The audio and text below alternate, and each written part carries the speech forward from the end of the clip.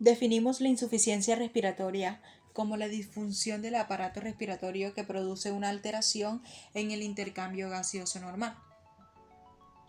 En la práctica clínica esto tiene como consecuencia una presión de oxígeno arterial menor de 60 milímetros de mercurio, de una presión arterial de dióxido de carbono que puede variar entre normo, hipo o hipercapnia. La medición de la presión parcial de oxígeno se realiza mediante isometría arterial. En el medio intrahospitalario, en la atención prehospitalaria, se puede extrapolar guiándonos por pulso oximetría. Así, valores de saturación de oxígeno por debajo del 90% equivalen a una presión arterial de oxígeno inferior a 60 milímetros de mercurio, es decir, insuficiencia respiratoria. Y valores entre 90 a 95 equivalen a una presión arterial de oxígeno entre 60 y 80 milímetros de mercurio, es decir, hipoxemia. El desarrollo de insuficiencia respiratoria puede ser debido al fallo de cualquiera de los componentes del aparato respiratorio. Básicamente se reducen a 5 grandes mecanismos: la disminución de la fracción inspirada de oxígeno, la hipoventilación alveolar, la alteración de la difusión, efecto shunt sanguíneo y el desequilibrio entre la ventilación y la perfusión.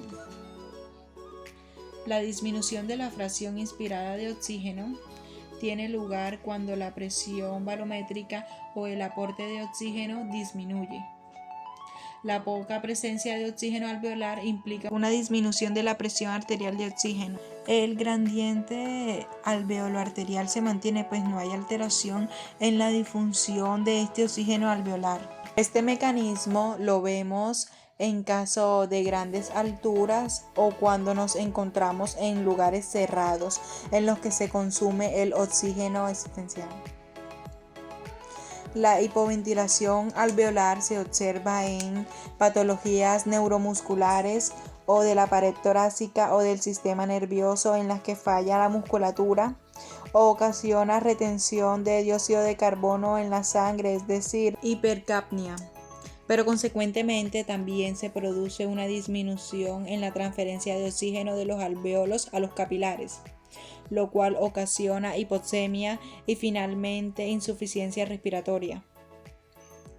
El gradiente alveolo-arterial es normal ya que no existe alteración en el parénquima pulmonar. La alteración de la difusión se observa en aquellos procesos en los que se incrementa el grosor de la membrana alveolo-capilar, como podría ser una fibrosis pulmonar, lo cual provoca un aumento de la separación física alveolo-capilar, dificultando la difusión de escasez. Al no pasar todo el oxígeno del alveolo a los capilares, se produce un aumento del gradiente alveolo-arterial. El cortocircuito shunt pulmonar se produce cuando parte de la sangre venosa llega al sistema arterial sin pasar a través del pulmón y realizar el intercambio de gases. El paso de sangre venosa a la circulación sistémica puede ser a través de una vía anatómica o fisiológica. Ejemplo de ello son las cardiopatías congénitas o las fístulas arteriovenosas. Sin embargo, la situación más frecuente se produce con las enfermedades pulmonares que alteren el consciente ventilación con desaparición total o práctica de la ventilación regional, como ocurre en aquellas patologías en las que los alvéolos se rellenan de sangre, pus o moco, lo cual ocasiona que la sangre que pasa por ese alvéolo no se oxigene absolutamente nada. Obviamente, el gradiente alveolo-arterial estará elevado. Finalmente, el mecanismo más frecuente que causa hipoxemia corresponde a las desigualdades entre las zonas ventiladas de los pulmones. Este desequilibrio se puede producir de dos formas. Una de ellas es la que existe una perfusión adecuada de alvéolos no ventilados. Viene a ser el efecto Schur que acabamos de ver. En este tipo, la relación ventilación es baja.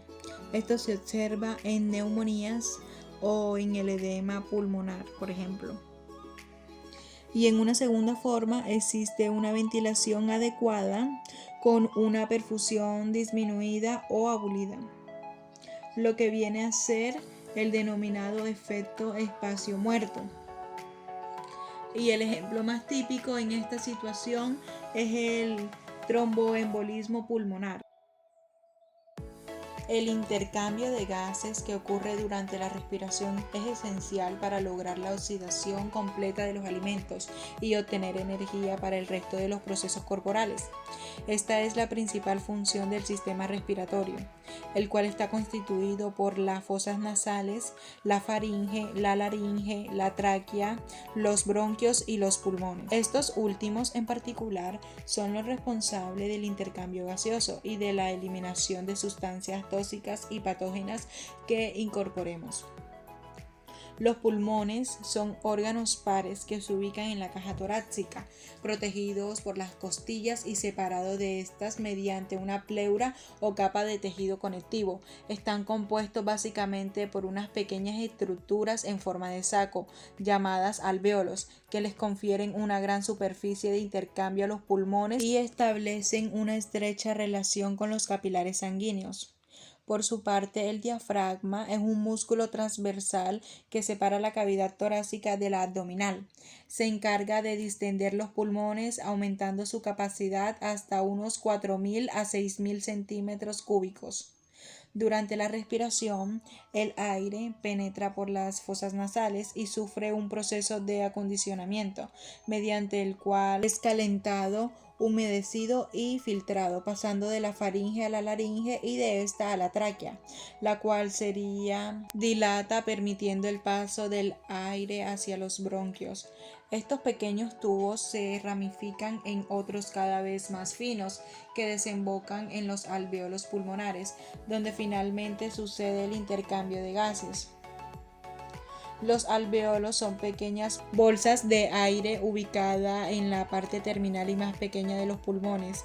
Los bronquiolos, a su vez, estos sacos de aire se encargan del intercambio de gases dentro de los pulmones.